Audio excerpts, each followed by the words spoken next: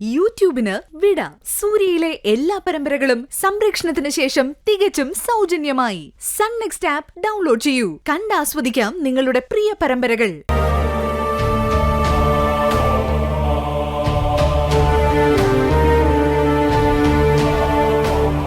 എനിക്കും അർജുനും വിശ്വനാഥൻ സാറിനും അറിയാവുന്ന ആ രഹസ്യം നാലാമതൊരാൾ അറിയാൻ പാടില്ല. ഞാൻ നിന്നോട് എന്തു പറയാനാ മോളെ? ഞാൻ നിസ്സഹായന.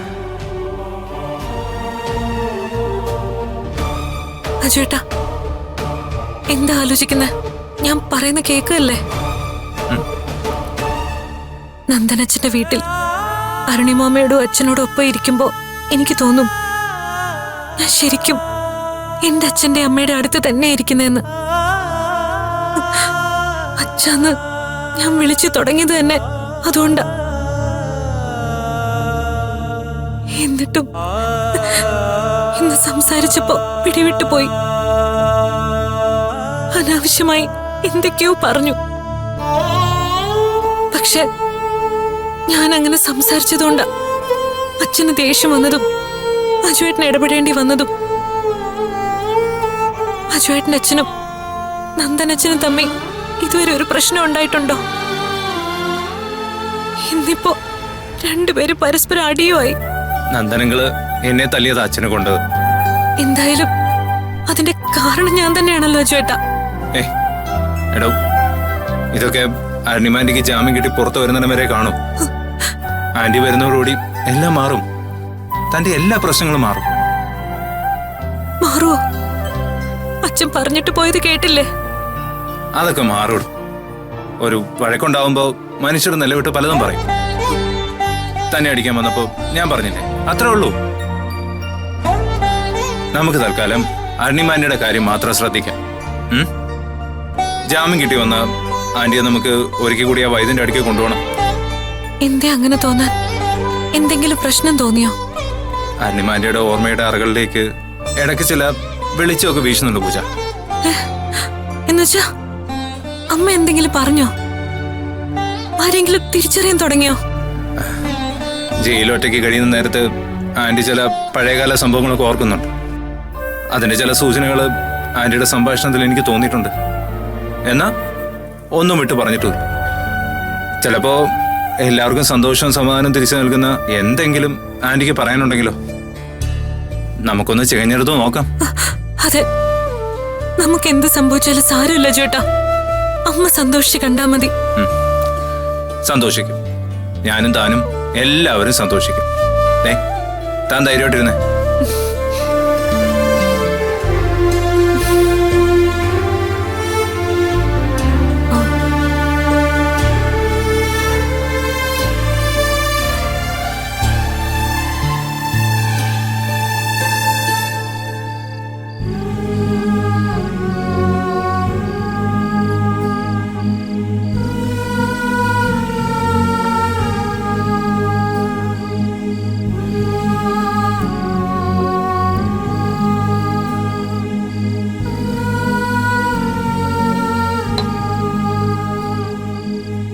ഉറങ്ങിയില്ലേ? ഉറക്കം വരണ്ടേ? ഞാൻ പഴയ ചില കാര്യങ്ങൾ ഓർത്തോണ്ടിരിക്കുകയായിരുന്നു. തനിക്ക് ഓർമ്മയുണ്ടോ അരുണിമയുടെയും നന്ദന്റെയും കല്യാണം? പിന്നെ ഞാൻ ഈ വീട്ടിലെ മരുമകളായി വന്ന് കയറിയതിന് ശേഷമുള്ള ആദ്യത്തെ വലിയ ഫംഗ്ഷൻ ആയിരുന്നു അത്. എത്ര ആളുകളായിരുന്നു അന്ന് കല്യാണത്തിന്? അക്കാലം മുതല് നന്ദനും ഞാനും എന്തിനും ഒരുമിച്ചായിരുന്നു. കൂടപ്പറപ്പിനെ പോലെയല്ല, കൂടപ്പറപ്പ് തന്നെയായിരുന്നു നന്ദൻ. എന്തിനും ഏതിനും ഒരുമിച്ചായിരുന്നു എപ്പോഴും. എവിടേക്കെങ്കിലും യാത്ര പോകുന്നുണ്ടെങ്കിൽ ഒരുമിച്ചേ പോകൂ. കോടതി കാര്യങ്ങൾ ഒഴികെ ബാക്കി എല്ലാ ബിസിനസ് കാര്യങ്ങളിലും ഒന്നിച്ചായിരുന്നു തീരുമാനം എടുത്തിരുന്നതും നടപ്പിലാക്കിയിരുന്നതും. ഒളിക്കാൻ നമ്മുടെ കുടുംബങ്ങൾക്കിടയിൽ ഒന്നും ഉണ്ടായിരുന്നില്ല, അല്ലേടോ? അനിയൻ ശങ്കർറാമിനേക്കാൾ നന്ദൻ എന്നെയായിരുന്നു കാര്യം. ശങ്കർറാമിന് അക്കാര്യത്തിൽ വിഷമം പോലും ഉണ്ടായിട്ടുണ്ട്. നമ്മുടെയും അവരുടെയും കുഞ്ഞുങ്ങൾ തമ്മിലുള്ള വിവാഹം പോലും നമ്മൾ നിശ്ചയിച്ചത് ആ ബന്ധം കൊണ്ടാ, അല്ലേടോ? എന്തിനാ ഇപ്പൊ അതൊക്കെ ആലോചിക്കുന്നേ? എത്ര വലിയ ബന്ധമായാലും ഒരു നിമിഷം മതിയല്ലോ സ്പോയിലാവാനെന്ന് ഓർത്തു. എനിക്കറിയാം ഇന്ന് രാത്രി മുഴുവൻ അതോർത്ത് ഉറക്കം കളയുന്നു. നമ്മുടെ ഭാഗത്തു നിന്നൊന്നും ഉണ്ടായിട്ടല്ലല്ലോ ഇതൊക്കെ സംഭവിച്ചത്. നന്ദേട്ടൻ ഇങ്ങോട്ട് വന്നത് തന്നെ വഴക്കിടാനുള്ള തയ്യാറെടുപ്പോട്ടാ. ഈ കാര്യം മുഴുവൻ ചെയ്തിട്ടും ആരോടും പറയാതെ എങ്ങോട്ടോ പോയ പ്രിയ എല്ലാവരുടെ മുന്നിലും മാലാകിയ. പൂജമോടെ പേരിൽ കുറ്റം ചാർത്താനേ എല്ലാവർക്കും താല്പര്യമുള്ളൂ. അന്ന് രാത്രി പ്രിയ ഉണ്ടാക്കിയ ചിക്കൻ കറി കഴിച്ചിട്ട് തന്നെയാ എല്ലാവരും ഉറങ്ങിപ്പോയത്. അതാർക്കും പറയാൻ പോലും താല്പര്യമില്ല. പകരം സാക്ഷി വന്ന് കയറിയതിന്റെ പിന്നിൽ അർജുനും പൂജയാണെന്ന് ആരോപിക്കാനാണ് എല്ലാവർക്കും തിടുക്കം. ഇങ്ങനെ കണ്ണടച്ചിരുട്ടാക്കുന്നത് എന്തിനാണെന്നാ ഞാൻ ആലോചിക്കുന്നത്. അമ്മ ഈയിടെയായിട്ട് എന്നോട് പെരുമാറുന്നത് ആനന്ദേട്ട് ശ്രദ്ധിച്ചിട്ടുണ്ടോ? ഉവ്, മോളുടെ സ്ഥാനത്ത് നിന്ന് താൻ പെട്ടെന്ന് മരുമോളുടെ സ്ഥാനത്തായിപ്പോയി അല്ലേ? അതെന്താണെന്ന് മനസ്സിലായിട്ടുണ്ടോ ആനന്ദേട്ടന്? താൻ പൂജയെ സപ്പോർട്ട് ചെയ്യുന്നതുകൊണ്ടാണോ? അതൊരു കാരണമാണ്. പക്ഷെ അതിനേക്കാൾ വലിയൊരു കാരണം വേറെയുണ്ട്. അർജുൻ പ്രിയെ വിവാഹം കഴിക്കാതിരുന്നത് മുതൽ അമ്മയ്ക്ക് വാശിയായിരുന്നു. എങ്ങനെയെങ്കിലും അഖിലിനെ കൊണ്ട് തന്നെ പ്രിയെ കെട്ടിക്കണമെന്ന്. അത് മനസ്സിലാക്കി പ്രിയ അഖിലിനെ സ്വന്തമാക്കാൻ നടത്തിയ ശ്രമങ്ങളൊന്നും നടക്കാതെ വന്നപ്പോഴാ അവസാനം ആ പഴയ മുറ എടുത്തത്, ഗർഭസത്യാഗ്രഹം. അപ്പോഴേക്കും ആ സ്നേഹം വന്നു കയറി സകലതും പൊളിച്ചു കളഞ്ഞു. അതിന്റെ ദേഷ്യവും അമ്മയ്ക്ക്. അഖിലിനോടൊപ്പം പൂജ അർജുനും നമ്മളും ഒക്കെ നിന്നപ്പോ അമ്മയ്ക്ക് മനസ്സിലായി ആ പ്ലാൻ ഒന്നും നടക്കാൻ പോകുന്നില്ലെന്ന്. അമ്മയുടെ മടിയിൽ കളന്ന് വളർന്നതല്ലേ അഖില്? അവൻ അങ്ങനെ ഒരു നെറുകേട് ചെയ്യില്ലെന്ന് അമ്മയ്ക്ക് തോന്നാത്ത എന്താടോ? ഞാൻ പറയാം, പക്ഷേ ആനന്ദേട്ടൻ തെറ്റായി എടുക്കരുത്. താൻ പറയടോ. അമ്മയ്ക്ക് പെൺമക്കളോടും അവരുടെ കുട്ടികളോടും ഒരു പ്രത്യേക വാത്സല്യമാണ്. അങ്ങനെയുണ്ടോ? ആനന്ദേട്ടൻ അറിയാത്തോണ്ട. മക്കളെല്ലാം അമ്മമാർക്ക് ഒരുപോലെ അല്ലടോ. ചില അമ്മമാർക്ക് അങ്ങനെയല്ല.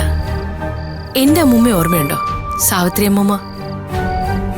അമ്മൂമ്മയ്ക്ക് 7 മക്കളായിരുന്നു.